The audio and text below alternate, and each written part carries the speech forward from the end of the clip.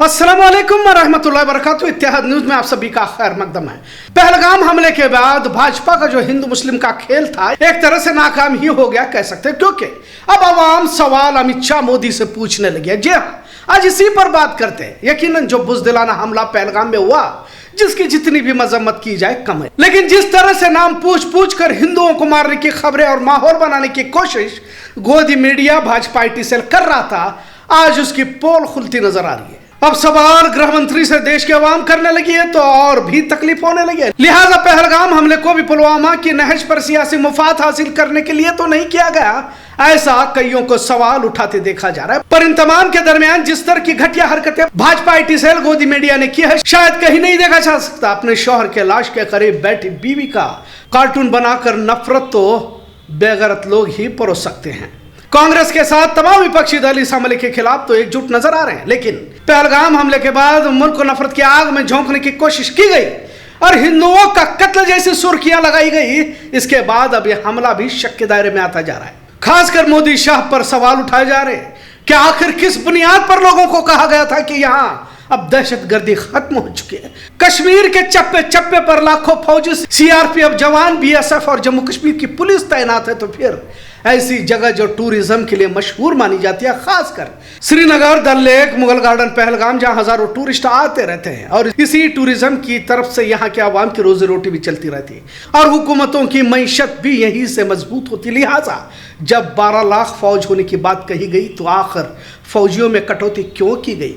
तो फिर दहशतगर्द कहां से है और आकर 28 लोगों का कत्ल अंजाम देकर आसानी से कैसे चले गए?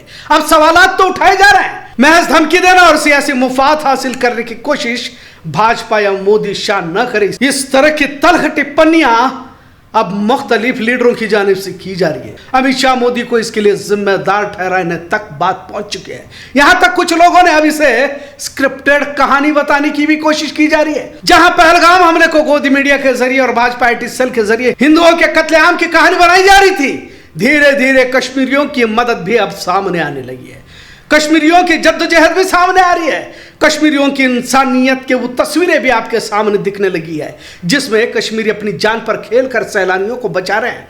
शहीद आदिल हुसैन शाह ने तो इंसानियत को जिंदा करते हुए तमाम देशवासियों का दिल ही जीत लिया और अपनी जान कुर्बान कर दी। जहां हिंदुओं को नाम पूछकर मारे जाने का नैरेटिव सेट किया जा रहा था, वही शहीद आदिल हुसैन शाह ने दहशतगर्दों से राइफल छीनकर टूरिस्ट को बचाने की कोशिश की, लेकिन दहशतगर्दों ने उसे भी गोली से मार दिया। जब आदिल हुसैन को दहशतगर्दों ने मुसलमान होने के बावजूद मार दिया तो हिंदू मुस्लिम की कहानी भी शक के दायरे में आ जाती है। क्या आपको याद नहीं कि रेलवे पुलिस ने मुसलमानों के नाम पूछकर मारा था? क्या वो दहशतगर्दाना हमला नहीं था? कहने का मतलब दहशतगर्दों का कोई धर्म नहीं होता। यकीनन कुछ लोगों ने इस बात को वाज़ह किया, लेकिन किसी ने भी हिंदू या मुसलमान होने की बात वहां नहीं की और सभी खामोश रहे। यही बात जिंदा बचे हुए खातूनों की जानिब से अब पहलगाम में भी बताया गया, मतलब अंधाधुंध गोलियां चलाकर मार दिया गया। पर जिनके दिमागों में महज गोबर भरा हुआ है, घटिया हरकतों से बाज नहीं आते। इसी बात को हिंदुओं को चुन चुन कर आतंकियों ने मार दिया कि खबर चलाने लगे। जब आज तक की चित्रा त्रिपाठी भी इसी तरह का हिंदू मुस्लिम खेल करने के लिए वहां पहुंची तो वहां के अवाम ने गोदी मीडिया मुर्दाबाद के नारे लगाकर नफरती मीडिया को वहां से भगाने की कोशिश की। उन कहानियों को छिपाने में गोदी मीडिया लग गई, जिनमें कश्मीरियों ने किस तरह उनकी मदद फरमाई।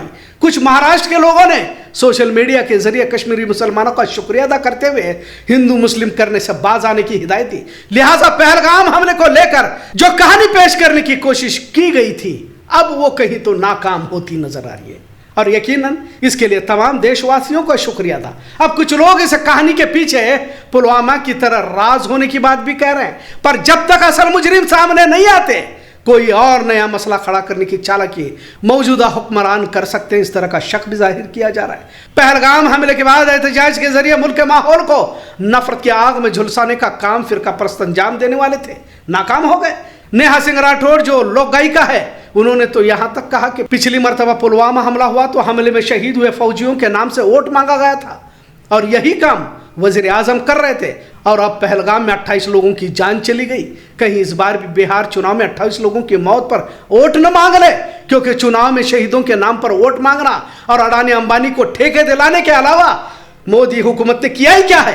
कहने का मतलब अब बात लोग खुलकर बोल रहे हैं। कल पहलगाम में हमला हुआ और आज वजीर आजम मोदी बिहार के चुनावी इजलास में पहुंच चुके हैं। यकीनन जो भी लोग इल्जाम लगा रहे, इल्जाम बहुत ही संगीन है, पर तफ्तीश भी तो जरूरी है। वह बिल को लेकर बढ़ता दबाव, निशिकांत दुबे ने सुप्रीम कोर्ट पर ही तौहीनामोज अल्फाज इस्तेमाल किए, जिसके बाद भाजपा की मुश्किलें बढ़ चुकी है। विपक्ष हमलावर है। स्पीकर जगदीश धनखड़ भी कटघरे में खड़ा किया जा चुका है। चारों तरफ से कसता शिकंजा, कहीं पहलगाम हमले की वजह तो नहीं, ऐसा भी कयास लगाया जा रहा है। लिहाजा पहलगाम हमले के 2 दिन बाद ही तस्वीर बदलती जा रही है। अब गृह मंत्री खुद कटघरे में खड़े होते जा रहे हैं, जिससे पुलवामा की तरह पहलगाम का फायदा तो दूर की बात, कहीं अब पोल ही न खुल जाए की नौबत नजर आ रही है। एक के बाद दिगर लोग पहलगाम पर सरकार को घेर रहे हैं। साबिक आर्मी चीफ जीडी बख्शी ने तो हुकूमत को ही इसके लिए जिम्मेदार ठहराते हुए फौजियों की तैनाती में कटौती क्यों की, ऐसा सवाल किया। आखिर कश्मीर में दहशतगर्दी खत्म होने का दावा करने वाली हुकूमत दहशतगर्दी हमले की जिम्मेदारी क्यों नहीं ले रही? 28 बेगुनाह भारतीयों की मौत के लिए महज पाकिस्तान को जिम्मेदार ठहराने से बात नहीं बन सकती। जो भी लोग इन आतंकियों की मदद में शामिल थे, इन पर कार्रवाई किस तरह अंजाम दे सकती है, इसे भी तो देखना है, क्योंकि इस हमले को अचानक तो अंजाम नहीं दिया गया, लिहाजा कई महीनों के बाद इसे अंजाम दिया गया होगा। तो भारत की खुफिया एजेंसी पर भी सवाल उठाना लाजिम हो जाता है। यह नाकामी क्यों हो गई? भारत के कई फौजी, आर्मी, नेवी अफसर पाकिस्तान को खुफिया जानकारी पहुंचाने के इल्जाम में 12 उनके ऊपर मुकदमे दायर हो चुके हैं। और कितने गद्दार हैं जिन्हें बेनकाब करने में क्यों खुफिया एजेंसी नाकाम हो रही है? लिहाजा कई सवालात हैं और जवाबात अब तक बाहर नहीं आए हैं। सिर्फ वक्ती गुस्सा या एहतजाज इसका हल नहीं हो सकता। जो भी बड़े से बड़े सियासी लीडर, अफसर, गद्दार इसमें मुलविस होंगे, इन पर कार्रवाई होनी चाहिए। बेगुनाहों की मौत को वजह बनाकर मुल्क के माहौल को आलूदा बनाने वाले अंदरूनी दुश्मनों पर भी कार्रवाई होनी चाहिए। मुल्क में अमन कायम रहे, भाईचारा बरकरार रहे, इसकी कोशिश करने के बजाय नफरती एजेंडा चलाकर देश विरोधी काम करने वालों की साजिश इस बार नाकाम हो चुकी है, इतना जरूर। आज का मौजू कैसा लगा इस पर जरूर कमेंट करें। इत्तेहाद न्यूज़ देखने के लिए शुक्रिया। अल्लाह हाफिज।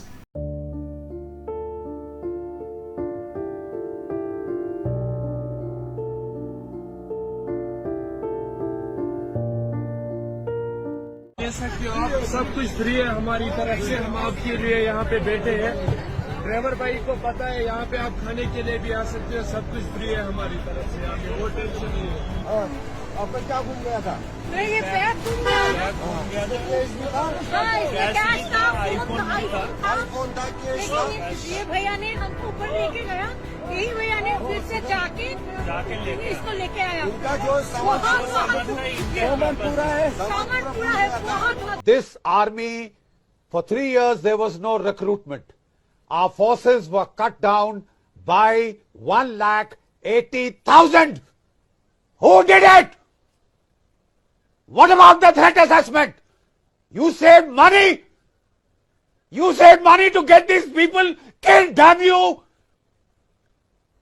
I fought in Kishtwar. 3 years, Arnab. We had that area totally under control.